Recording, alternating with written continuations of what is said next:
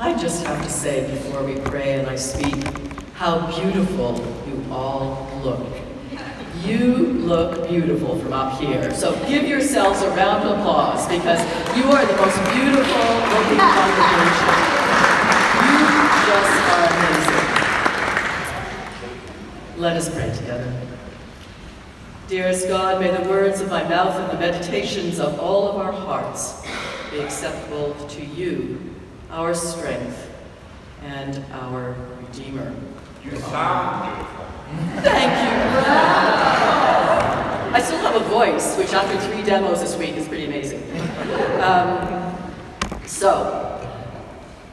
Surprising to many of you is the fact that once I used to make a lot of money. The United Church cured that. But back in the day, I worked for what's affectionately called a very large international headhunting firm, and decided that I was tired of giving 50% of my commissions to a company, and went out, like many entrepreneurs do, on my own. Started my own company. It was all women, or all female company. We specialized in trying to get women in, back in the 80s, out of the secretarial pools and into management. And we mainly dealt with, although we had clients from everywhere, mainly dealt with advertising, public relations, communications, and the arts. And with a small loan of $5,000, kind of a Horatio Alger story, if there's a female version. With a very small loan, I billed $500,000 in my first year, and within a couple of years, we didn't have any woman working for the firm that made under 6 figures. So like all people who make money, I invested in my material dreams. We bought a big house in the suburbs in Richmond Hill, we put in a pool, we had a Mercedes in the driveway, and everything on the surface looked pretty hunky-dory. The problem was that I discovered very quickly that my moods every month were dependent on my billings, my company's billings every month. If the billings were good, my mood was good. Because, you know, you have employees and you have overhead, it's a lot of stress. And if my billings were not good, my moods were not good. And when I walked into church for the first time to Richmond Hill United, for a variety of reasons, that was one of them. I was looking for meaning, because that still small voice that we all carry said, there isn't a lot of that in your life right now. You need to do something. And so I did. Which is all to say that this rich man in this parable, it's a story that Jesus tells, by the way, also, if we could look into his soul and his life, probably has concerns too, as well as Lazarus. Over the last 2 days, I was at 2 different demos. But you know, there was kind of a common denominator. Some 75,000 appeared for Climate Justice Day, the climate strike, which was amazing. And one of the themes of that strike, and all the people, so many kids, it was wonderful to see so many kids. One of the themes of that was regime change, not climate change. One of the themes of that is we have to start orienting ourselves around something other than money and profit. That was a theme of that. Because we're going to have to make some changes, and some of those changes will be pretty drastic, and they will cost us financially. And then yesterday, as you heard, there was another demonstration, which we helped organize, and people of faith came out. Some 75 signed on, and many of us came out to the 519. Many of you were there, and we talked about the difference between faith and real Christianity and what was happening south of us, which was not faith and was not real Christianity, but really was a message for the elite from a God that they saw as elite, for people just like them, and not a God for everyone. Not a God for everyone. Now, it's amazing, you know, with this, this passage, that when you look online and you start to read commentary about it, especially American commentary from sort of evangelical right, they seem to me to miss the point. The whole point of this passage is about social justice. That is the point of this passage. Equality versus inequality. Instead, a lot of commentary was about hell and how if you're not Christian, you're going to go there. But notice, if you listened, there's no Christian in the story. There's no Christian in the story. There's no person of faith or their faith mentioned in this parable. There's a rich person and a poor person. That's who's there. And it doesn't matter what they believe. It doesn't matter what they don't believe. It's about inequality. And it's about the charge upon us as people of faith to look after one another. You cannot read it any other way. And I will talk about the heaven and hell aspect in a minute, but there's this. Whether you're Bill Gates, or whether you're on ODSP or OW, guess what? In this country, you're probably going to end your life in the same circumstance, in a bed with a nightstand. That's it. If you have 5 houses, or you don't have any house and you're in a hospital, a bed and a nightstand. The only difference is who's standing around you and who's there, right? Are there people around you that love you and that care for you? Or are there people around you holding a mirror under your nose, waiting for what they'll inherit when you go? Think about it. Think about it. It's a very scary show on Netflix that I'm addicted to called Succession. It's about the dark heart of our economic system.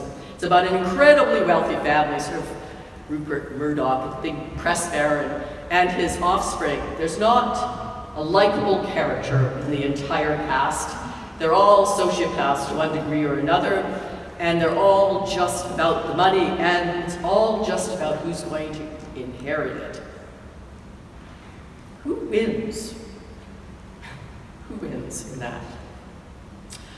Last week, we also saw Greta Thunberg speak at the UN, and we witnessed that someone on Fox News described her as a, quote, mentally ill child, unquote. And perhaps in that moment, we saw the continuity of what we face as people of faith and love. We saw the continuity between all the isms, you know, ageism, ableism, climate change denial, misogyny, homophobia, transphobia, biphobia. We saw it all in that moment directed at this child. It was quite biblical, truly, in that moment. A little child will lead them, and she is, and she has. But whether it's the right-wing demonstration against the queers in the village, or it's the climate change deniers and the fossil fuel upholders that we see coming out against action around the climate crisis, you see this continuity, and it's pretty stark. It's pretty stark. This is a Sunday in the season of creation. And when we think about poverty versus wealth, which is what both passages are about, it is as if Lazarus represents those 50% of poor and developing countries that, get this, produce 1% of the greenhouse gas emissions, but suffer 99% of the effects of climate change. And the rich man, quite frankly, that's our country. We have more per capita greenhouse gas emissions than any other country in the world.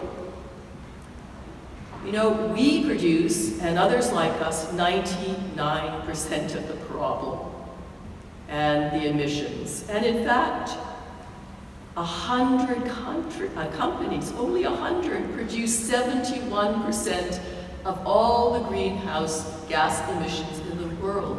100 companies. So when we talk about the climate crisis, we're talking about a justice issue. We're talking about poor against wealthy. We're also talking about a race issue. We're talking about those who are white, who hold the means, and those who are people who are racialized, who don't. Because as Naomi Klein says, the right wing does have an action. They do know that climate change is happening. What are they doing about it? Building walls and borders to keep those who are escaping from the effects of it out of our countries so that we can live with the benefits we've accrued. Jesus' parable is about so much more than just two men. It's about a way of being, of valuing, of being faithful. Wallis Simpson was the partner of King George VII. He left his role as king for her, and she's famous for a quote. She said, "You can't be too rich or too thin." Sorry, Wallis, you're wrong. You most certainly can be too rich, and you certainly can be too thin. Yes. How many millions or billions do we need to be happy? How much stuff does it take to make us feel secure? Remember the bed and the nightstand. It's not going to buy you much at the end of the day. It's not going to guarantee much. If we must have an image of hell, we can see these images, because that's what it looks like right here and right now. Pradeep got these slides together. Thank you, Pradeep, for doing this. Destroyed lands, fires, unbearable heat, no water or too much water, flooding, disease. Lazarus' fate was hell on earth, not hell anywhere else. The rich man's hell is the bed and the nightstand, and a realization that his life could have included community, could have included Lazarus, could have included diversity and difference, could have included everyone, could have included love, not just people hoping that he'd die sooner so that they could inherit quicker. Last weekend I was in Ottawa and I was preaching at a couple of churches, and it was really great and fascinating. And they were acknowledging a year since the tornado in Ottawa. They've had flooding and tornadoes and ice storms in the Ottawa Valley, which is where I was. And you know what their churches are doing? Setting up disaster committees now. Disaster committees. Because what happened when the storm hit and water rose is that people ran to the churches, came to these buildings. I like to think that in so doing, they acknowledge the holiness of these places. The beauty of this, our home, became the joy and the beauty and the food and the lodging and the heat for everyone. The holiness. There's a terrific series, another one on Netflix. Trust me, I do other things and watch Netflix, but I'm just saying. Called Years and Years. It starts in 2024, it's filmed in London, and it's dramatic, but it deals with climate change and the effects on people of climate change, and the fact that it's a justice issue. Because what is the government's response? Internment camps for new refugees and immigrants who are racing there. And all that has to happen is that it rains for 90 continuous days in London, England, for everything to fall apart. Think about it, all it takes is too much rain, people are flooded out, the structures don't hold, and all of a sudden people have to open their homes to strangers, because not even talking about immigrants or refugees, just talking about people in your own community need help and need you. There's a kind of amusing, on this Trans Justice Sunday, there's an amusing story also where this young girl comes out to her parents and she says, "Mom and Dad, I'm trans," and it's 2024 after all, and they say, "Well, of course, darling, we're there for you, whatever you need, whatever you need of surgery, whatever, we're there for you. She says, no, not transgender. I'm transhuman. I want to be part computer. So there you go, 2025 or 6 or so. So where's the hope? Where's the hope? Well, first and foremost, it's with you. You beautiful, beloved people. The joy, the thrill, we heard last night with the Henry Nouwen reading, the ecstasy of being, this beautiful opportunity we have been given to live now, in this moment, when we can save the world. Think about it, and we will. That is the biblical promise, because we do not do it alone. When we turn out to demonstrations, when we call for action, when we see the children in the streets, we're not doing it for just us, and we're not alone. We represent the future, and boy, do you see it in the kids. We represent a whole new way of being, and we also have this place of true faith, this home where people can run to and do. And it's so critical that we keep it going, because I can tell you that this place and you in it, this family of faith, is what is going to be so needed in the future. It's needed now. It's needed now to give us love and sustenance and community. Because where else do you find yourself sharing a table with people you have nothing in common with? It'll be very interesting next week as we welcome our 10 new members that are as different from one another as you can be. All becoming part of this family and sharing the values that we share, which is, of course, loving one another, creating peace, creating a new world, and doing it knowing, we know that the current system isn't working. It's just not working for anybody. It's not working for the rich man, and it sure's not working for Lazarus. It's not working for anyone. My favorite chant from the Friday climate strike is a beautiful one. It's this: we are unstoppable. A new world is possible. With our God, with our Christ, no act of love or justice is ever lost. We will win. There's no question. The only question is when. So maybe we can say it together by way of an amen. We are unstoppable, a new world is possible. I'm going to count to 3. You got it? We are unstoppable, a new world is possible. Okay, 1, 2, 3. We are unstoppable.